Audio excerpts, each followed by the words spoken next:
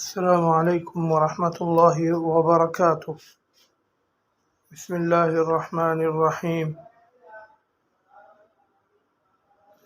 آج کی حدیث مبارکہ عبداللہ ابن مسعود رضی اللہ عنہ ہر جمعرات کے دن لوگوں کو وعظ سنایا کرتے تھے۔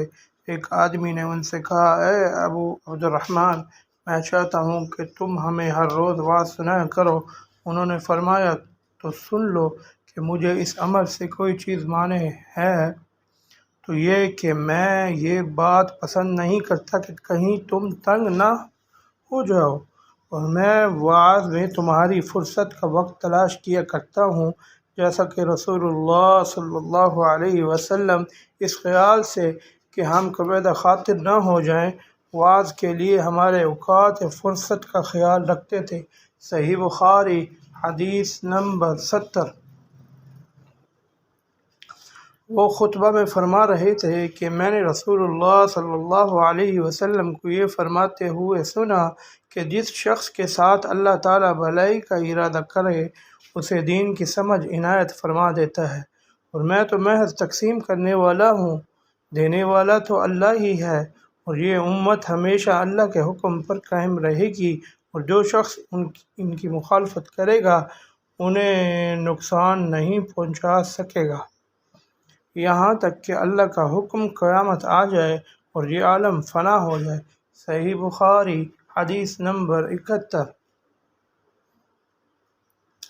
میں عبداللہ بن عمر رضی اللہ عنہما کے ساتھ مدینے تک رہا۔ میں نے اس ایک حدیث کے سوا ان سے رسول اللہ صلی اللہ علیہ وسلم کی کوئی اور حدیث نہیں سنی۔ وہ کہتے تھے کہ ہم رسول اللہ صلی اللہ علیہ وسلم کی خدمت میں حاضر تھے کہ آپ صلی اللہ علیہ وسلم کے پاس کھجور کا ایک گھابا لایا گیا۔ اسے دیکھ کر آپ صلی اللہ علیہ وسلم نے فرمایا کہ درختوں میں ایک درخت ایسا ہے، اس کی مثال مسلمان کی طرح ہے۔ ابن عمر رضی اللہ عنہما کہتے ہیں کہ یہ سن کر میں نے ارادہ کیا کہ عرض کروں کہ وہ درخت کھجور کا ہے، مگر چونکہ میں سب میں چھوٹا تھا اسی لیے خاموش رہا۔ پھر رسول اللہ صلی اللہ علیہ وسلم نے خود ہی فرمایا کہ وہ کھجور ہے۔ صحیح بخاری حدیث نمبر 72۔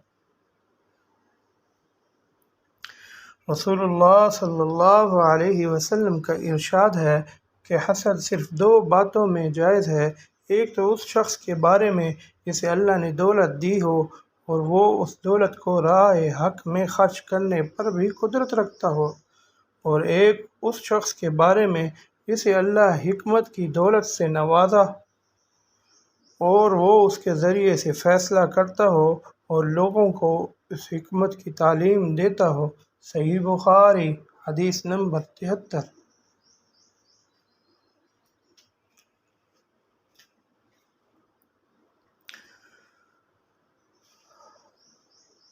وہ اور حرب بن قیس بن حسن فزاری موسیٰ علیہ السلام کے ساتھی کے بارے میں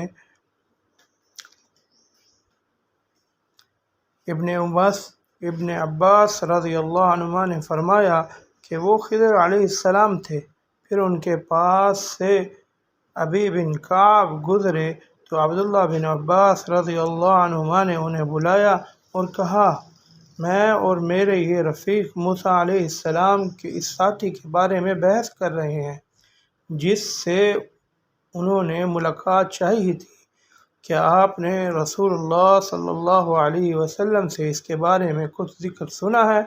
انہوں نے کہا، ہاں، میں نے رسول اللہ صلی اللہ علیہ وسلم کو یہ فرماتے ہوئے سنا۔